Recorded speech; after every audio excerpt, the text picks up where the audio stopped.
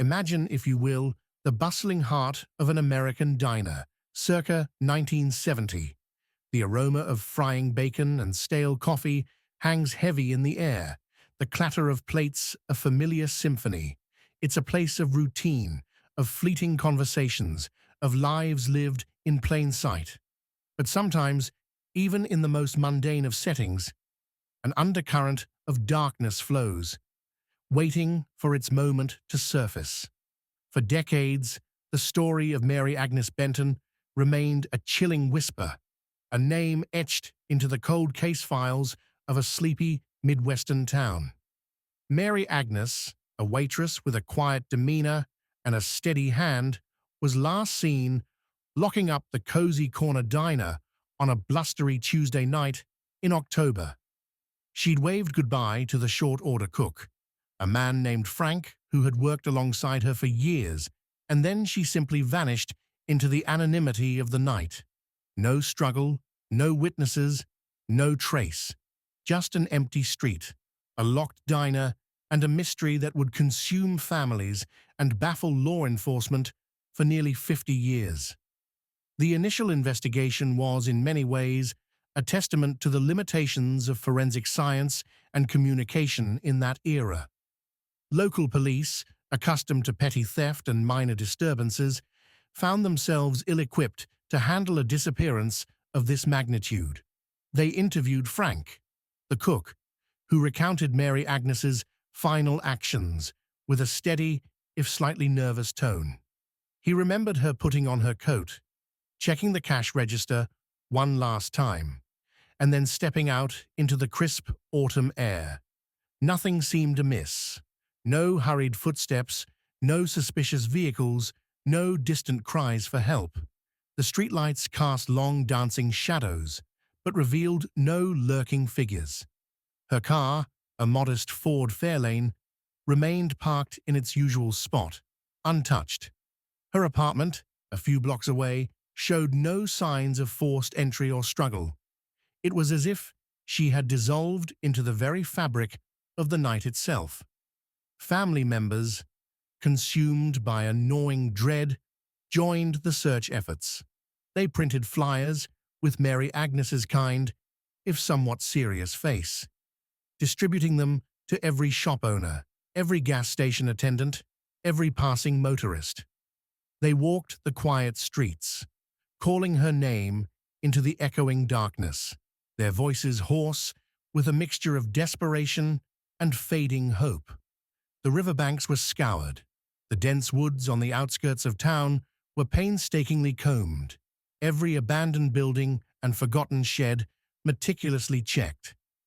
But the wilderness, as it so often does, held its secrets close, offering no clues, no whispers of what had become of the missing waitress. Days bled into weeks, weeks into months, and the initial fervor of the search gradually gave way to a weary, heartbreaking resignation.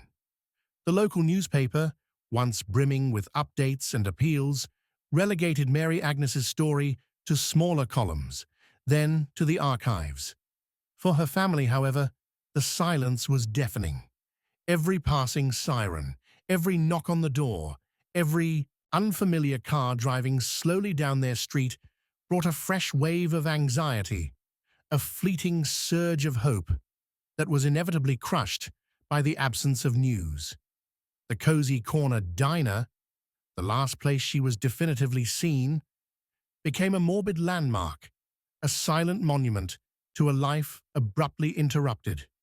The town moved on, as towns often do, but the memory of Mary Agnes Benton, the waitress who disappeared without a trace, lingered like a phantom, a chilling reminder of the fragility of existence and the unanswered questions that haunt even the most tranquil of communities. What really happened that night? What unseen forces were at play, pulling Mary Agnes into the void? The answers, it seemed, were buried deep, waiting for the sands of time to shift, for an unexpected revelation to shatter the comfortable illusion of peace.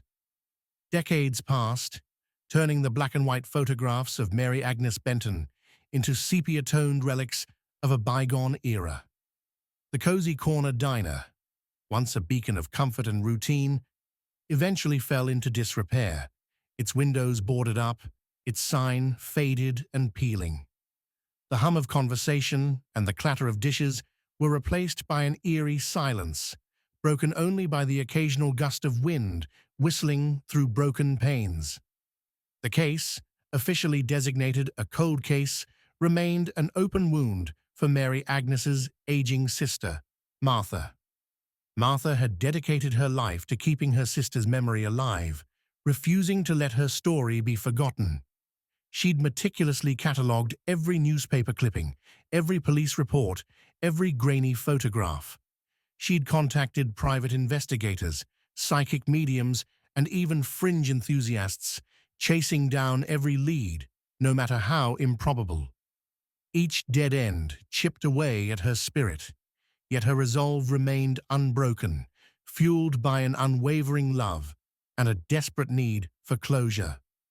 The original detectives on the case had long since retired, their files passed down to a new generation of law enforcement officers who viewed Mary Agnes's disappearance as a historical footnote, a tragic but ultimately unsolvable puzzle. The prevailing theory for many years had been that Mary Agnes had simply left town, perhaps eloping with a secret lover or seeking a new life somewhere far away from the small-town constraints. This narrative, though comforting in its simplicity, never sat right with Martha. She knew her sister, her quiet determination, her deep roots in the community. Mary Agnes was not the type to simply vanish without a word, leaving her family in agonizing suspense. As the new millennium dawned, the old cozy corner diner was finally deemed an eyesore, a blight on the revitalized downtown district. A developer, eager to transform the crumbling structure into a modern cafe, purchased the property.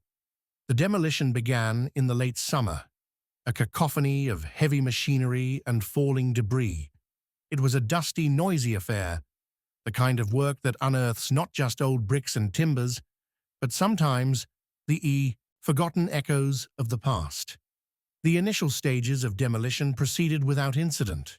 Walls were torn down, floors ripped up, and the accumulated grime of decades was systematically cleared away. The air was thick with dust and the smell of ancient wood and plaster. Then, one sweltering afternoon, a young construction worker operating a jackhammer noticed something unusual behind what appeared to be a non-structural interior brick wall that had been erected sometime after the diner's original construction.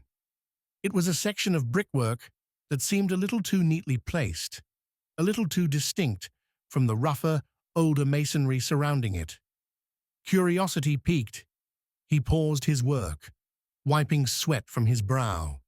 As he examined the wall more closely, he noticed a subtle discrepancy in the brick pattern, a slight shift in the mortar lines.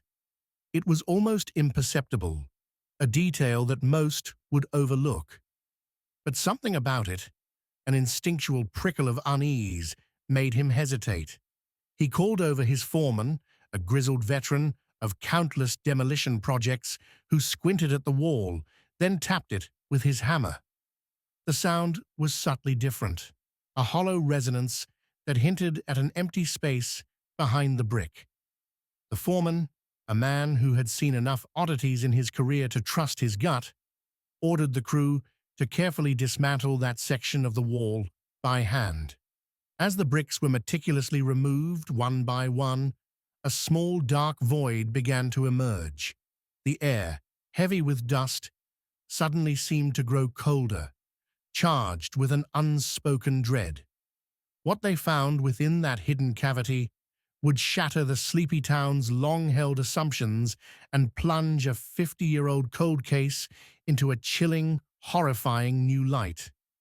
The discovery was not a forgotten treasure, nor an innocuous time capsule, but something far more sinister, a testament to a dark secret that had been entombed within the very walls of the cozy corner diner, waiting patiently for its unearthing. The moment the final bricks were removed, revealing the hidden chamber within the walls of the old cozy corner diner, a collective gasp rippled through the construction crew. The air, already thick with dust and the stench of decay, suddenly grew heavy with a palpable sense of dread. Inside the cramped, dark space, nestled amidst crumbling plaster and cobwebs, lay the skeletal remains of a human being. They were seated almost peacefully, as if merely resting, though the posture was unnatural, forced into the narrow confines of their eternal prison. What truly sent a shiver down the spines of the hardened workers, however, was not just the sight of the bones, but the tattered remnants of clothing that clung to them. A faded, cream-colored uniform, unmistakably that of a diner waitress, and chillingly, a small, heart-shaped silver pendant resting against the breastbone. It was the pendant, identical to the one worn by Mary Agnes Benton in countless photographs, that instantly connected the grim discovery to the town's enduring mystery. The call to the authorities was made, transforming the dusty demolition site into a meticulously guarded crime scene. Detectives, many of whom had only known Mary Agnes's case as a distant legend, arrived with a new sense of urgency. The local forensic team, assisted by state experts, began the delicate and painstaking process of exhuming the remains from their brick tomb. Every fragment of bone, every shred of fabric, every speck of dust was handled with extreme care, a testament to the 50-year wait for answers. The initial examination confirmed the worst fears of Martha Benton and the lingering suspicions of many. Dental records, painstakingly preserved over the decades, provided a definitive match. The remains were indeed those of Mary Agnes Benton. The cause of death, while initially difficult to ascertain due to the passage of time and the limited space, began to reveal itself under the expert gaze of the medical examiner. Evidence of blunt force trauma to the skull, consistent with a forceful blow from a heavy object, indicated that Mary Agnes had not died peacefully, nor by accident. Her disappearance, it was now tragically clear, had not been a flight from her life, but a brutal act of murder, meticulously concealed for half a century. The discovery sent shockwaves through the quiet community. The story of Mary Agnes Benton, once a forgotten tale, exploded onto the national news, pulling back the veil on a small town's long-held secret. Reporters descended, eager to capture the emotional reactions of the townspeople, to interview Martha, whose quiet vigil had finally been vindicated, albeit in the most horrific way imaginable. The cozy corner diner, already a symbol of the town's past, now stood as a stark reminder of its capacity for hidden darkness. The revelation that Mary Agnes had been murdered within the very walls of her workplace, then bricked up as if to erase her existence, painted a sinister picture of betrayal and cold-blooded calculation. It suggested a killer who knew the diner intimately, who had access to its inner workings, and who possessed the audacity to turn a place of public gathering into a private tomb. The initial theory of Mary Agnes simply leaving town, once a comforting narrative, now seemed cruelly naive. The sheer audacity of the killer, the meticulousness of the concealment, spoke of a deep-seated malice and a chilling determination to escape justice. The narrative had irrevocably shifted. This was no longer just a missing persons case. It was a murder investigation, 50 years in the making, demanding answers from the ghosts of the past. The focus of the investigation narrowed immediately to those who had been closest to Mary Agnes, those who had worked with her, seen her last, and had the opportunity and means to commit such a heinous act and then cover it up so thoroughly. The initial list of suspects, once broad and unfocused, now tightened, centered on the few individuals who could have been present and involved in that fateful night in 1970. With the undeniable identification of Mary Agnes Benton's remains, the decades-old cold case roared back to life with an intensity that stunned both seasoned investigators and the now reeling community. The initial theory that Mary Agnes had simply run away was not just disproven, it was violently shattered by the discovery within the diner's walls. This was no longer a puzzle of a disappearing person. It was a homicide, a calculated act of murder, and a subsequent, chillingly effective concealment. The painstaking process of forensic analysis continued, pushing the boundaries of what cold case forensics could achieve. Beyond the blunt force trauma that indicated the cause of death, additional evidence, however minute, began to emerge from the decades of dust and decay. Trace fibers, microscopic particles, even the subtle patterns of degradation on the uniform were all meticulously examined. The very act of being bricked into a wall had paradoxically preserved some elements that might have been lost in an outdoor burial. Investigators revisited every interview from 1970, cross-referencing statements with the grim new reality. The focus inevitably returned to Frank Miller, the short-order cook, who had been the last person to see Mary Agnes alive. In 1970, Frank's story had been consistent and seemingly unremarkable. He'd locked up, Mary Agnes had left, and he went home. His demeanor had been cooperative. His alibi, sleeping at home alone, unverifiable, but not immediately suspicious. Back then, without a body or any sign of foul play, his statement was simply taken at face value. Now, however, every word he had uttered 50 years prior was scrutinized under the harsh light of a murder investigation. The original police reports noted a subtle nervousness, a fidgeting hand, a tendency to avoid direct eye contact during his initial interviews.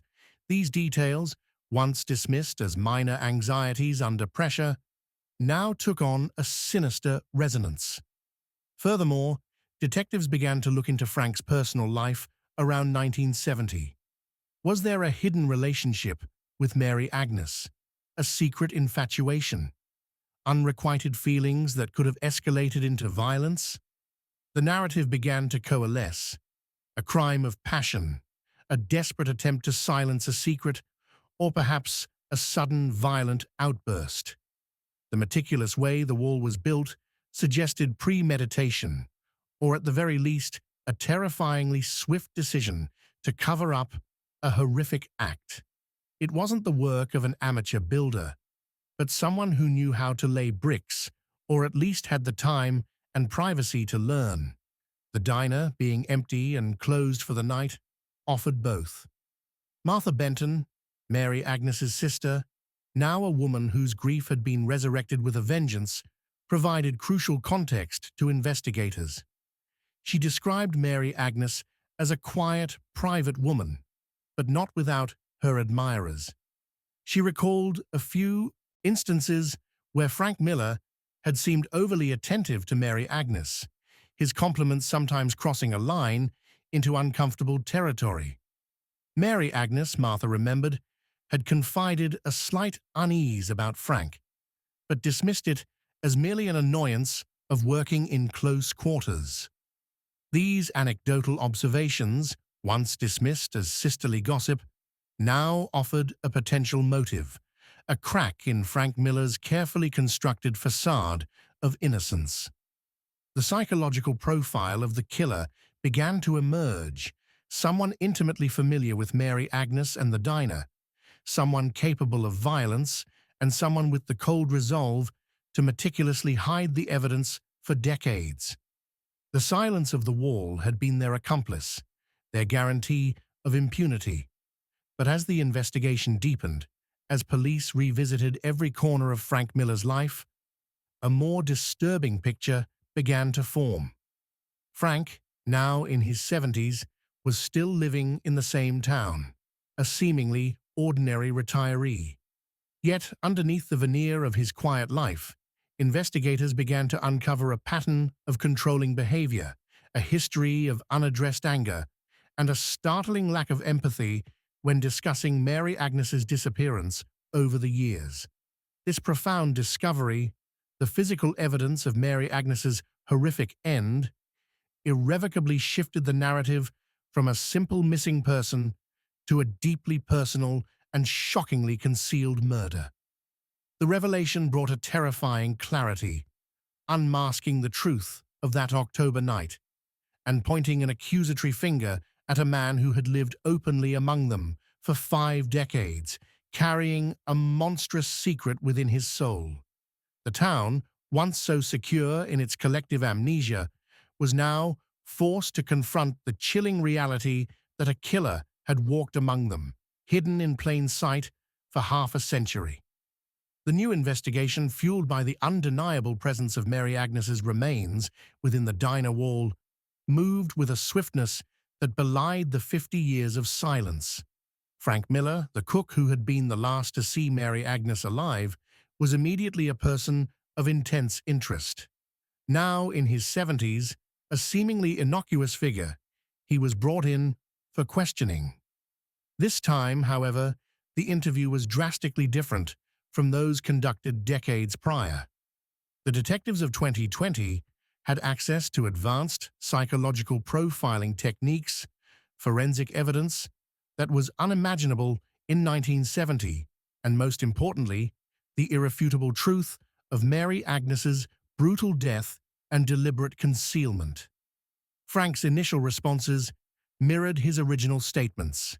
He remembered Mary Agnes leaving. He insisted he knew nothing more. But the detectives pressed, armed with newly unearthed details. They presented him with the medical examiner's findings, describing the blunt force trauma to Mary Agnes's skull. They held up a photograph of the heart-shaped pendant, asking him if he recognized it. They meticulously recounted the discovery of the bricked-up wall, detailing the suffocating space where Mary Agnes had been entombed. Under this sustained pressure, Frank's calm demeanor began to crack. His face, once placid, contorted with nervous tics. His answers became evasive, then contradictory. He stammered, his eyes darting around the interrogation room as if seeking an escape from the relentless truth. The seasoned detectives observed his nonverbal cues, noting the subtle shifts in his posture, the quick glances away, the sudden defensiveness in his tone. They knew they were getting closer. A critical piece of evidence, overlooked or dismissed in the original, less sophisticated investigation, suddenly resurfaced with chilling clarity. A small, rusted arrowhead, a common souvenir from a local tourist trap, had been found in the diner's office shortly after Mary Agnes disappeared. At the time, it was deemed insignificant, perhaps dropped by a customer or a forgotten trinket. But forensic analysis of the arrowhead in 2020 revealed microscopic traces of Mary Agnes's blood and epithelial cells, too minute to be detected by 1970s technology, but unequivocally present now. This was the murder weapon, or at least the object used to inflict the fatal blow. When confronted with the arrowhead, Frank Miller's composure completely crumbled. The weight of 50 years of silence, the terrifying certainty of undeniable evidence, finally broke him. He confessed. The story that spilled from his lips was a chilling narrative of unrequited obsession, a sudden eruption of violence, and a desperate, meticulous cover-up. That fateful October night, after Frank had ostensibly finished his shift, he had lingered. He had been secretly infatuated with Mary Agnes for months, his quiet admiration curdling into a dark, possessive fixation. When Mary Agnes prepared to leave, he cornered her in the deserted diner office, confessing his feelings, demanding she acknowledge him. Mary Agnes, startled and uncomfortable, had firmly rejected his advances, telling him she wanted nothing to do with him outside of work. Her polite but firm refusal, a simple exercise of her autonomy, ignited a furious rage within Frank. In a fit of uncontrolled anger, he grabbed the nearest heavy object, the decorative arrowhead kept on a shelf as a quirky ornament, and struck her. Once. The blow was fatal, silencing her forever. In a panic, realizing the enormity of his crime, Frank's twisted mind immediately shifted to concealment. He knew the diner's layout intimately, knew about the small, disused space behind a section of the brick wall that had once been part of an old storage closet. He worked quickly in the dead of night, using his knowledge of the building and the tools at hand. He moved Mary Agnes's body into the void, then, with chilling precision, bricked up the opening, sealing her within the very structure where she had spent so many of her waking hours. He cleaned the scene meticulously, removing any visible traces, then returned to his life, carrying his monstrous secret with him for half a century. His confession, detailed and horrific, brought a brutal end to the decades-long mystery, but it also reopened old wounds and unearthed a deep sense of betrayal within the community. The narrative of Mary Agnes Benton, once a tragic tale of a vanished waitress, was now indelibly stamped with the cold, hard truth of a senseless murder and a chillingly successful cover-up. The man who had served coffee and flipped burgers for countless customers had for 50 years been hiding a dark, deadly secret behind a facade of normalcy.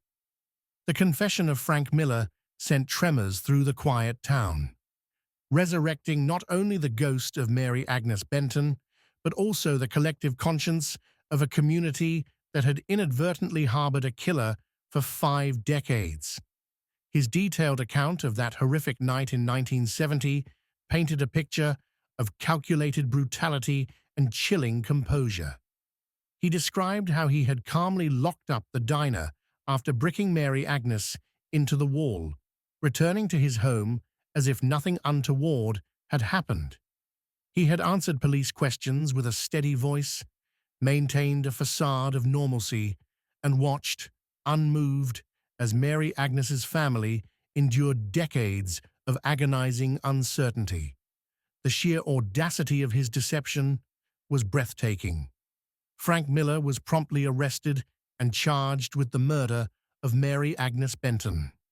His trial, though occurring 50 years after the crime, became a focal point of national attention, a stark reminder that justice, though sometimes delayed, can ultimately prevail.